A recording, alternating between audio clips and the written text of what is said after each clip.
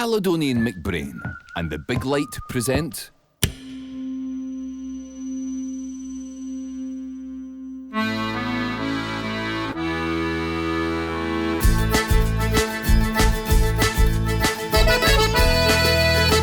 Falcha, I'm Coinneach Macleod, the Hebridean Baker. Originally from the Isle of Lewis, I'm an author, TV presenter and travel blogger. I spend lots of time travelling around the world, discovering amazing places and the people who live there. But my favourite place is home, the Hebrides, making me your perfect guide to the very best things to do, see, eat and enjoy throughout the incredible islands on the west coast of Scotland. Welcome to Scottish Island Adventures.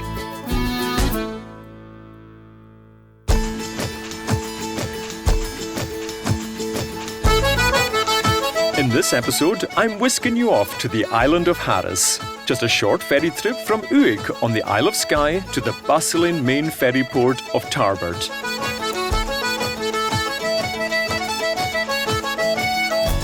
The island is home to rugged mountain terrain and some of the most spectacular beaches in the world, and it's the original home of the iconic luxury hand-woven cloth Harris Tweed.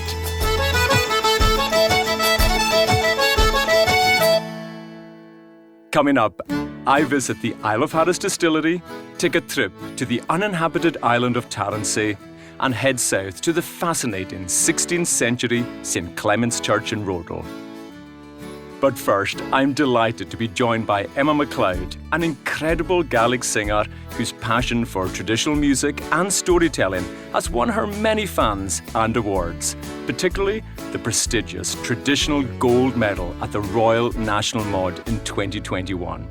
Emma, thanks for joining me. Thank you so much for having me.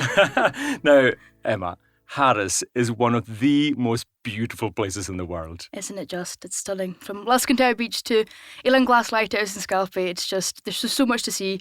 And both halves of the island are just so different. You've got the gold sandy beaches on one side, and then you've got the lunar landscape on the other side. So it's stunning. and when you're heading home and you're getting off the ferry in Tarbert, you know, depending on which drive you take, it's such a different experience. It is, totally. You've got so many choices. You can loop all the way around to head to Scalpe, or you could head down south. You've got the Golden Road, and you've got down to the beaches as well, Luscantown, Horgabus, Nishibus. We're spoiled for choice. You absolutely are on Harris. And I think at the centre of it, though, it's such a wonderful community. It is, definitely. Yeah, the people are just so welcoming and so proud of their identity and their culture. So it's a great place to visit. Now, I've got quite an important question for you, Emma. Mm-hmm. Do you like a dram? I love it. And what's your tipple of choice? Oh, I'd have to go with gin. I'm a big fan of gin. Oh, you're a gin? Particularly the Isle of Harris gin. Well, I'm glad you said that. Opened in September 2015, the Isle of Harris Distillery was the brainchild of founder Anderson Bakewell, who was inspired to capture the rare and elusive spirit of the island in a bottle that could be shared around the world. He also wanted to encourage young people to stay on the island to live and work. When you arrive at the distillery, there is an immediate sense of a modern Hebrides. While the gin is already on sale, its whiskey continues to mature. I met up with Harris-born Mary Morrison, whose nose will be our guide. I've just stepped off the ferry to the capital village of the Isle of Harris, Tarbert, and all I can see are hundreds and hundreds of barrels outside the Isle of Harris Distillery. And I'm off to meet who's the tour manager here, who's going to tell me all about it.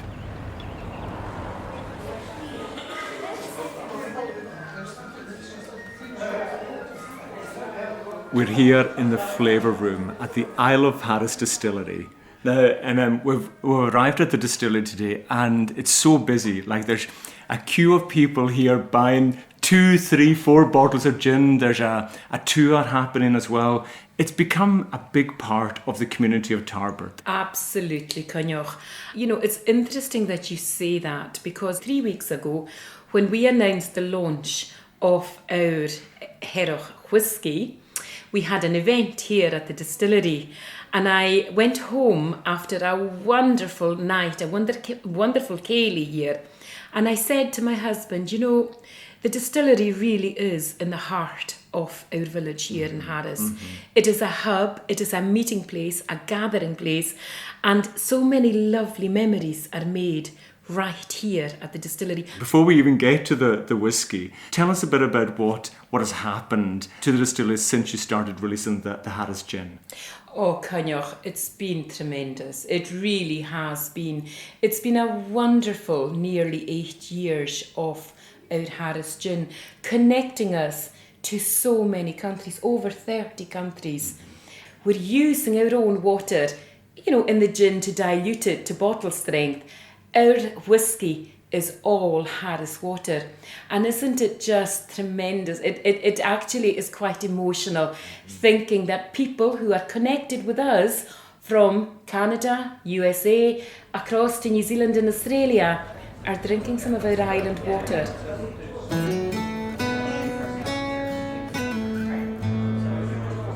When we opened our doors, we wanted to create a spirit with an island flavour, and what better flavour than the flavour of the sea. Now that's interesting. Now, was there a reason for that? Yes, there was. We had a lady called Susanna Masters, who was an ethnobotanist working with the company.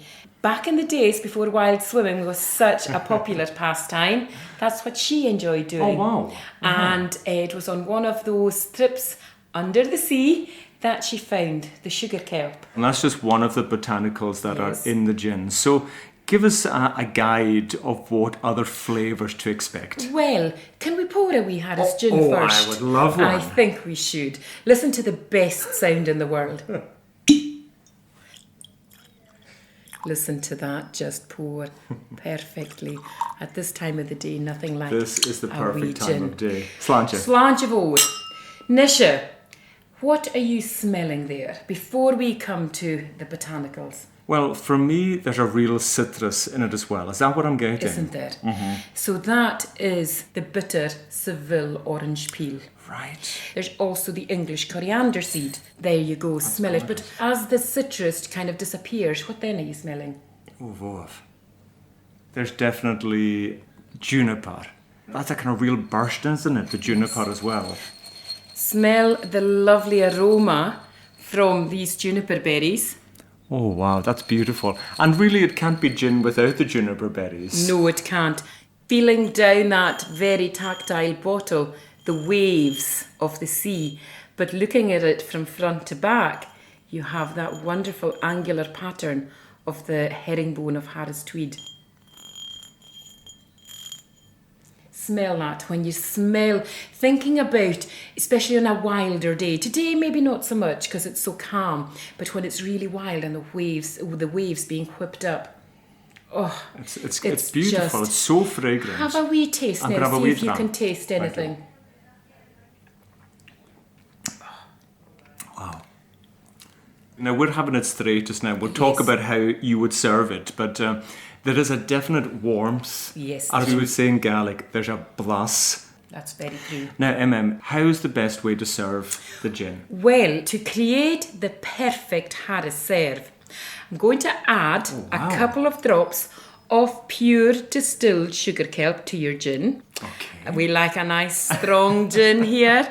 And this you add to your gin to create a much more intense sea flavour. Okay. Add a good big wedge of pink grapefruit, Pink grapefruit. to complement the citrus botanicals. And our tonic is from Fraserburgh on the east coast of Oh, no Scotland. way. Yes. Right. Fiach Shenanish. Try that. We will. With the aromatic water. Oh,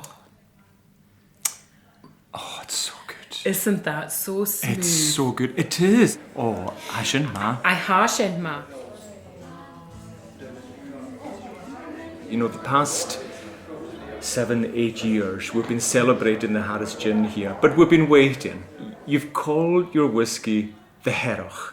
So tell us what that means. Well, the Heroch is the Gaelic name given to people like myself, born and brought up here in Harris.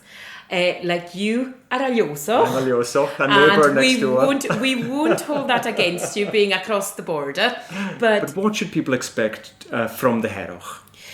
The Heroch is going to be a representation of our island. You know, the fact that it's been made here, the fact that we're using the water from Tarbert, from Harris, that is the softest water that you'll find anywhere. Every single drop of it matured on Harris. I've been lucky enough to travel across the world over these adventures, and it's been amazing to see Harris gin sold in America and Canada and many countries around the world. So the furthest I've ever travelled is to Ireland. But knowing that friends of mine have walked into a bar in New York and seen the Harris bottle on the gantry in one of the bars there, how incredibly special is that? It is. And everybody involved in it should be so proud. Meaning that I just can't wait to try the Heroch. Nor can I.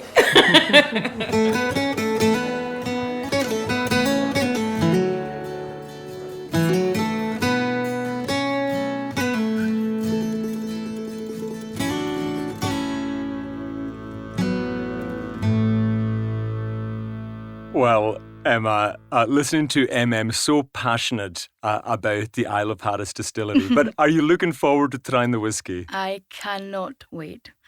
I am not a massive fan of whiskey, but I do like a Highland Park, which I think is what they're aiming for. So I am buzzing to try it. And being from the islands, how proud are you that, as was saying, that you can visit a bar in New York or somewhere and a produce from home is being celebrated across the world? It's absolutely incredible. Even for Tartan Week just there, lots of my friends work at the distillery, and to see them on the big screen in Times Square representing our island, it's just incredible. It's absolutely incredible. Couldn't be prouder. For more information on the Isle of Harris Distillery, to book a tour or to order online, go to isleofharrisdistillery.com or simply visit calmac.co.uk. Gaelic music and song is so important to you. How did that all begin? It's very important to me. So I've been singing in Gaelic since I was very wee. I only really spoke Gaelic at home until I probably started school. It was the main language in the house, and used to always listen to bands like Flair and Coinneach and all that. And then when I did start school, we had Gaelic music on a Friday with Costello, Emma Macleod, and I loved it. It was my favourite subject, and I was then swiftly pushed into taking part in the local mods and then onto the nationals as I got a bit older. Well, we mentioned that, you're the traditional gold medal winner at the Royal National Mod. But for those who don't know what the Royal National Mod is, explain what that is. Yeah, so the Royal National Mod is a week-long festival, celebration of the Gaelic language and culture. There's various competitions going on throughout the week. We've got solo singing, poetry, storytelling, Bible reading, psalm presenting, Push to Bail, choirs. There's a whole range of different things to be involved in. And you arrive in the Texas in a different town or city each year, and there'll be 2,000 performers, all performing in these different competitions. Rumour has it, it's also called the Whiskey Olympics. Yes, it's definitely called the Whiskey Olympics. It's an endurance, not only in the singing, but also in the drinking. So it's a real celebration. It's a huge celebration, and you get people from all over coming together, and it's always finished off on the Saturday with the massed choirs, which is just an incredible experience. You've got hundreds, possibly thousands of people just standing in a local square just singing Gaelic songs together. And that's really special, isn't it? It really is an experience. Is special. I'm sure there are many songs that mean a lot to you, either from the island. Is there one in particular that really resonates with you? I've got a fair few that I do love and enjoy, but I always get drawn back to Scalpay songs. When I did win the traditional gold medal, all 3 songs that I sang for the competition were Scalpay songs. There was a great abundance of songs from Scalpay. There's a big talent in Scalpay of people able to write songs. I unfortunately don't have that talent, but I'll just steal everybody else's and sing them for them. But one in particular that I do love was written by Donegal Brewery. His name was. He used to have a shop in Scalpay, and he was a great great songwriter and poet, and I used to go and sing to him in Harris House in the home before he passed away, and this was one of my favourite songs, and he loved it as well. So it's Hicleum Harnamara, which is a song basically saying, come with me to Scalpe because it's the best place in the world. Would you give us a wee part of the song? Yeah, sure. Hicleum Harnamara do Scalpe na Herig, and Chelam Beko as a Tanalaye Kuan. Hicleum Harnamara do Scalpe na Herig, Edavata do Harish Machan Jeloin. That last line there says, on the boat with me. But there's no longer a ferry to Scalpe, it's now a bridge. It is now a bridge. A wee fun fact, I was the first baby to cross the bridge. No way. My mum left the island on the ferry to go and have me in the hospital and came back with me over the bridge. A wee fun fact for you. Well, isn't it great though, because Scalpe is a lovely wee island and so accessible now with the bridge. And one of my favourite spots is Evanglas Lighthouse.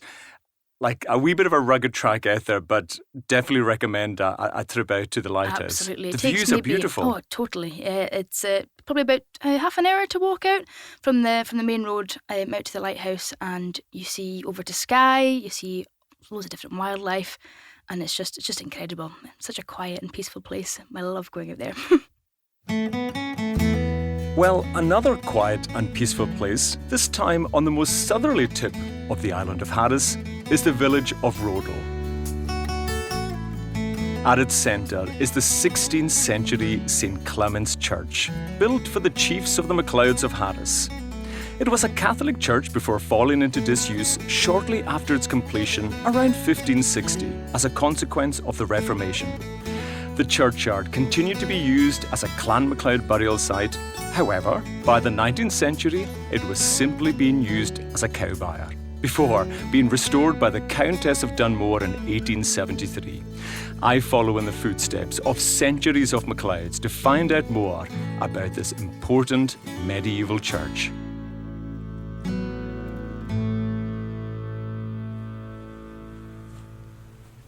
Today we're at St. Clement's Church in Rodel with author and genealogist Bill Lawson.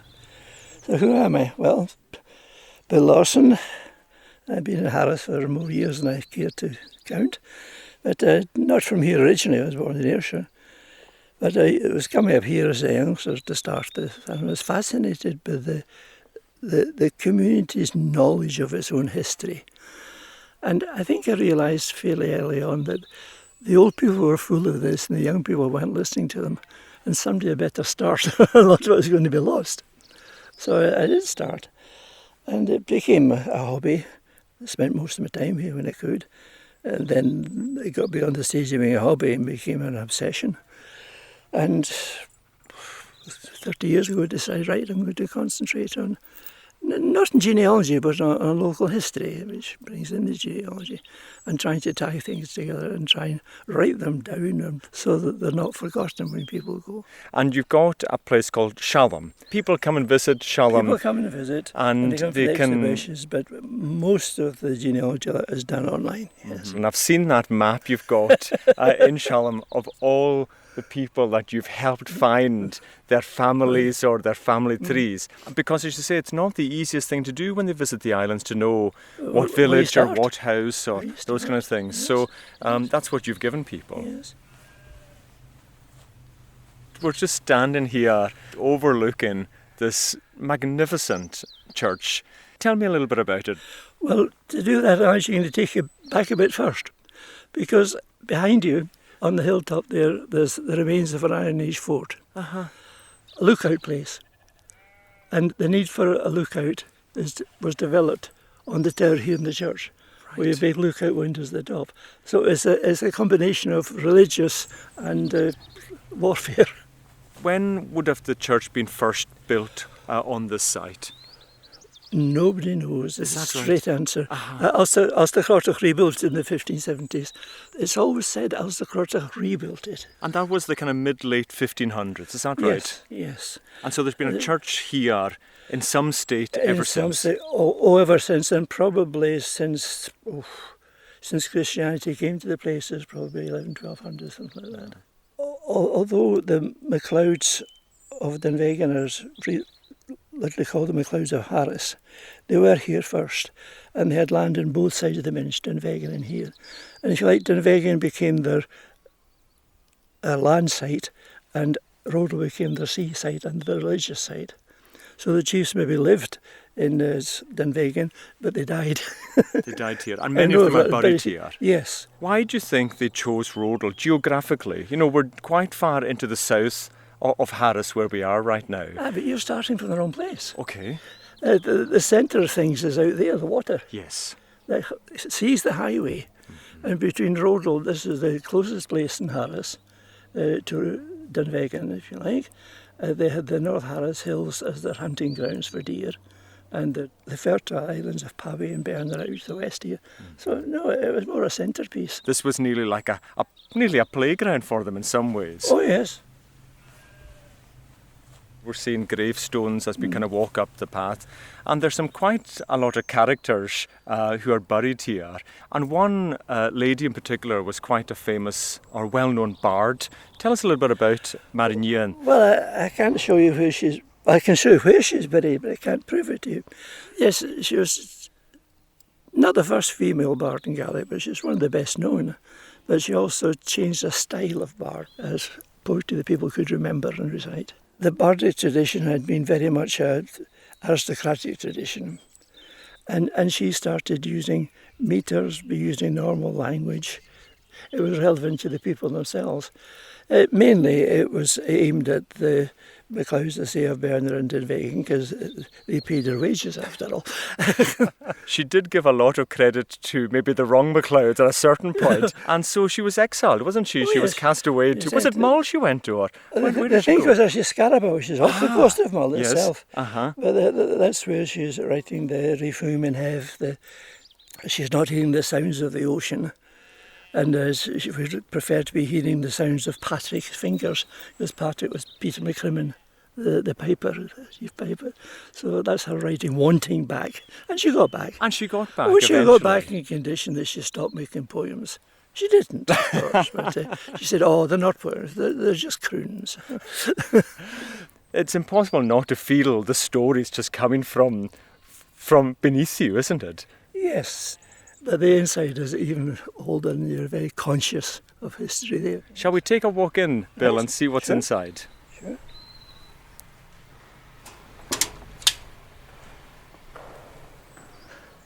You know, I'm so used to it that I can visualise it completely, and to say, how do you describe it? You very rarely hear light conversation from visitors. So it's, oh, maybe the word I'm looking for.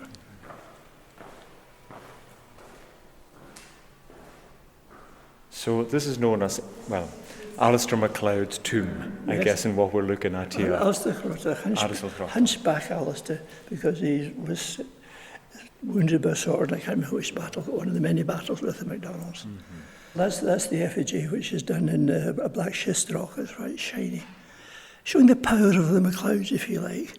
Because what you've got there is picking out that Madonna and Child, two bishops, the St Clement, the galley, sign of sea power, castle, sign of land power, hunting the deer, the weighing of souls, and obviously he comes off better. As well as being beautiful illustration, it's a statement of power and prestige. Some of the things that aren't there are equally powerful. I mean, you're talking earlier about Mother Elsa. She's buried in that corner. It's not marked. She didn't want it to be marked. That's amazing, because I would never have known that's where she was buried. No.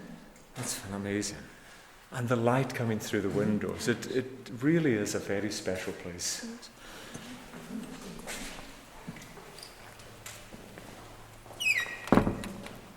Bill, thanks so much for giving us just the most amazing tour of this special church. Thanks for coming with us.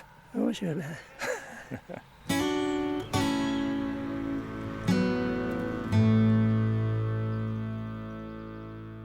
Now, another fun fact, Emma, if you are a fan of Call the Midwife, you might recognise the church. It was used in the 2019 Christmas special. Yes, I think that's the only episode of Call the Midwife that I've seen. Yeah, they used a lot of places in the islands. You've got Yarranan, The Black House Village. Yeah, we've got Scalpy Lighthouse. And Calla Stones, I think, as well, were used. Yeah, it really showcased the islands, actually. It really did. And wasn't it great to hear from Bill Lawson? Oh, it's lovely. Bill is a fountain of knowledge. He has so much knowledge in that brain of his, and he offers to research your family trees, and he did the history of the Crofts and Scalpy. So in one of his booklets, we've got a family tree back a few generations. So it's quite nice to have that. It's quite precious. And the fact that visitors can go and visit or contact them online and learn about their history and their connections of the islands as well. Absolutely. Really, really special. For more information on visiting St Clement's Church in Rodel, go to historicenvironment.scot for opening times and how to get there. Or simply visit calmac.co.uk.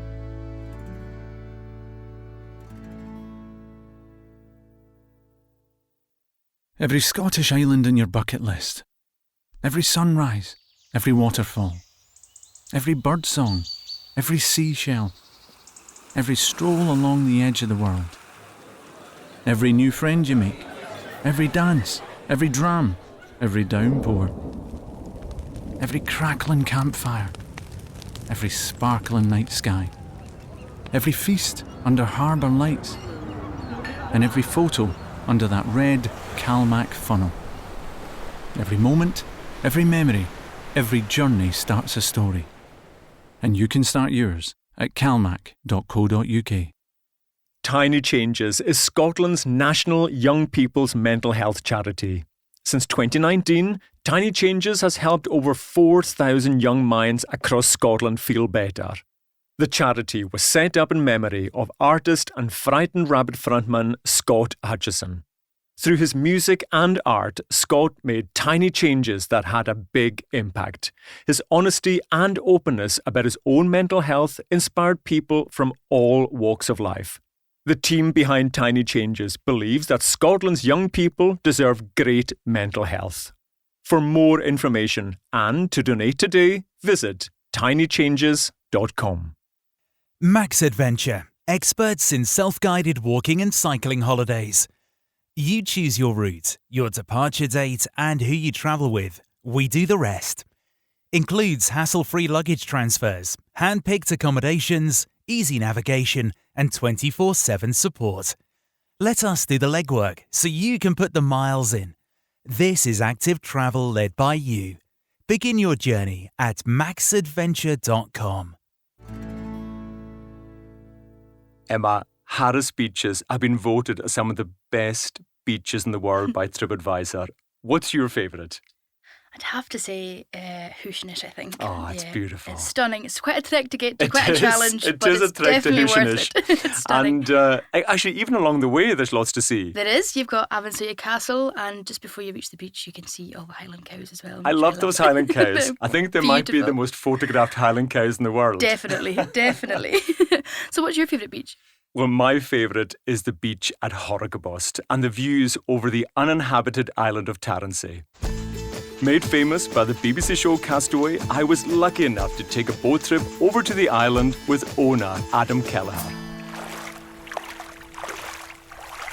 I've just taken my shoes and socks off to walk through these pristine white sands on the beach at Horrigabost on the island of Harris. And just in the distance I see a wee boat coming in, and that's Adam from Borv Lodge. He's going to take me on some adventure today. Jump on now, yeah. So, tell me a little bit about yourself, Adam. Well, I'm a New Zealander by birth. I moved to the UK many years ago. I'm an entrepreneur in the life science sector. We're on this lovely wee boat of yours, and where are you taking us today? Well, we're off to Tarrantay, which is Scotland and Britain's largest uninhabited island. This is how we typically go across. It's about 1.6 miles. Depending on my need for speed, it can take 6 minutes or a little bit longer.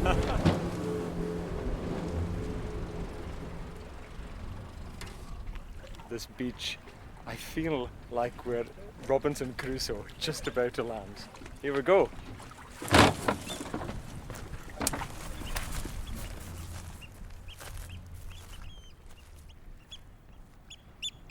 I'm looking back over the mountains of the island of Harris, and to be honest with you, on a day like this, I'm not too sure there's anywhere in the world I'd rather be.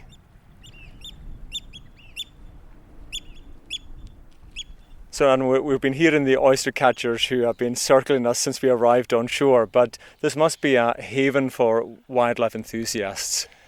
It is. I mean, it's so wild and it's so pristine. We have a wild deer herd here for over 200 deer. You might see some of them running around today.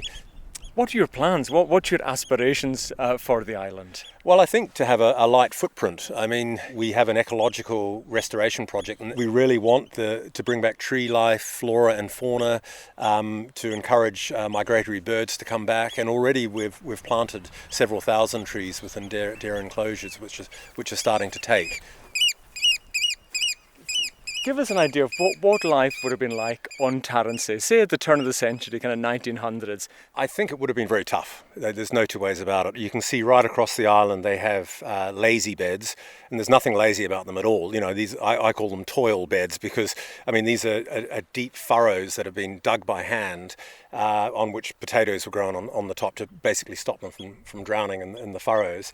And so people would have lived on a very simple diet, perhaps some fish. They had to pay tax to the local laird. When did the last residents of Tarrantse finally depart the island? That was in 74, and I think there were 6 people, and there was one young man. That the other 5 inhabitants were mostly elderly, so he was sort of carrying the whole load, and I think they just thought, well, we can't do it anymore. I can see some black houses over there. Would that have been one of the main settlements? Yeah, so there were 3 main settlements, and you can see there are extensive stone walls throughout the island. I believe that was sort of divvying off the various areas for the various settlements. The footprints of the past are very clear to be seen right across the island. So going the furthest back that we know, there's a midden, which is essentially is a rubbish dump from previous inhabitants, and that archaeologists came and had that aged to be 9,000 years old. Remarkable. It's a pre-crockery state of humanity. I mean, that's before the pyramids, it's before the rise of city-states. I mean, it's a remarkable thing to think that people were here 9,000 years ago. And essentially you will see cockle shells that are embedded into the bank there, that have been eaten by somebody 9,000 years ago. So it's quite humbling to think you go back that far. But then, of course, we have Loch and Doon, and then we have the Viking mills. They believe they were used to grind grain. And then more recently, we've got the black houses down here. And you mentioned the Doon, Loch and Doon. So tell us a little bit about what a Doon or Doon is. Yeah, essentially it was a keep. So, I mean, a broch was more of a larger area where you'd have livestock on the ground floor and people would live above and get the warmth of the animals. But a Doon was a keep. There were island raiders, of course, and so they would sound the alarm, and I believe the whole populace would run in there and sort of lock the doors and wait for these marauders to leave.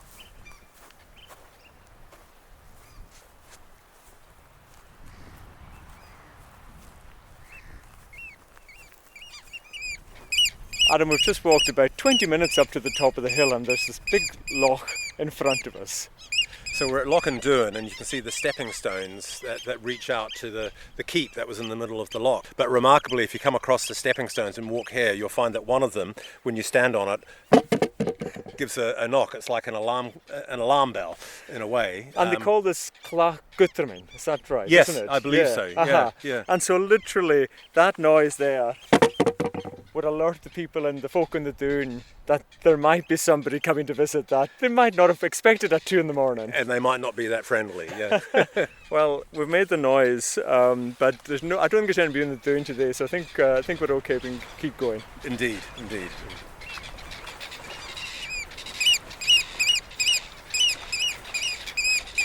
Adam, I can just see the seals hopping about on the shoreline there. They live a pretty good life here, that's They for sure. look pretty happy here, for sure. Yeah. Bore looks out over the Sound of Tarrantse. We see the sun setting behind it on a nightly basis. Yeah. And tell us a little bit about Borv Lodge. It's a coastal estate, so we don't have vast tracts of land or anything, but we have a fishery, a salmon fishery, and some very beautiful coastline and a valley. And visitors can come and stay. Absolutely, yeah. We've got 5 self-catering houses there. And they're beautiful, Adam. Like, they're so unique. Tell us a little bit about the architecture of some of these.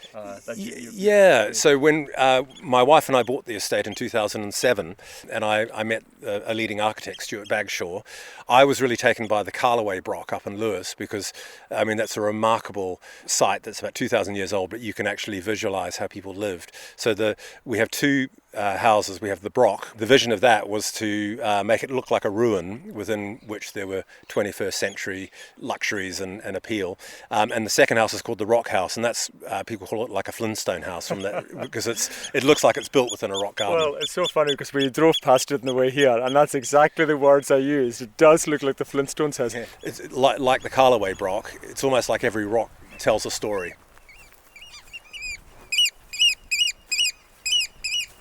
If somebody wanted to visit Tarrantse, can they do it? Oh, absolutely. Yeah, we run day trips across here. Yeah, so it's kind of dependent on weather and availability of skippers and all that stuff, but we try to make the place accessible as much as possible. When somebody can book to come here, what can they anticipate being able to do on the island? Freedom, really. Just to, we give them a map, and there are many sites, archaeological sites, a lot of bird life here, and just wander along the pristine beaches. I mean, you'll be completely alone. And there's no shops or supermarkets, so you better bring a picnic. You have to bring everything, even drinking water, suntan lotion, the whole thing. We don't have a 7-Eleven. I think let's keep it that way. Yeah.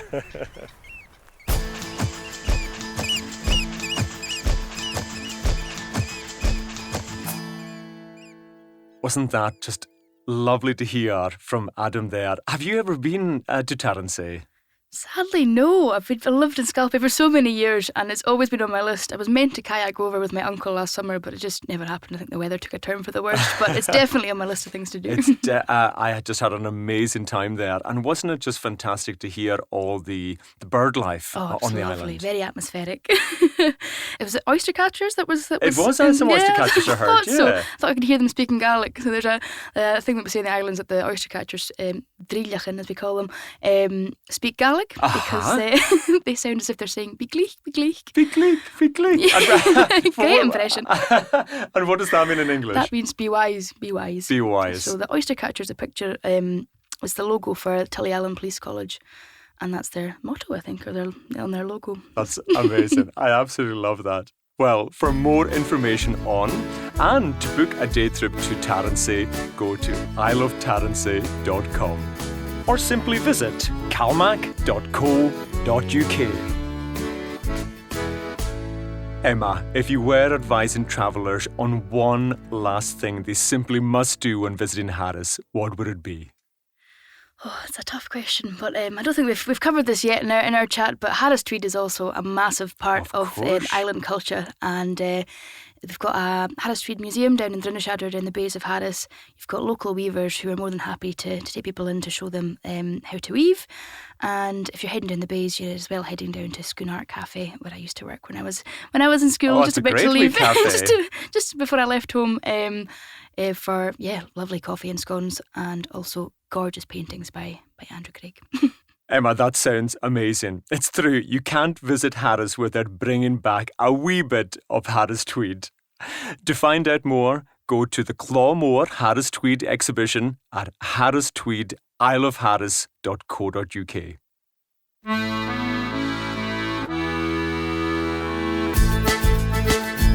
Well, that's all from this episode. I hope you enjoyed it. Please subscribe, like, rate, review, and share with your friends.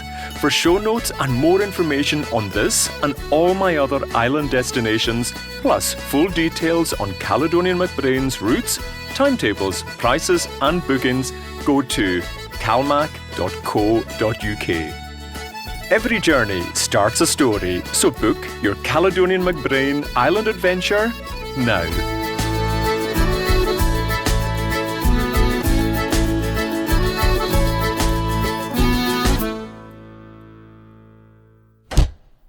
From the Big Light Studio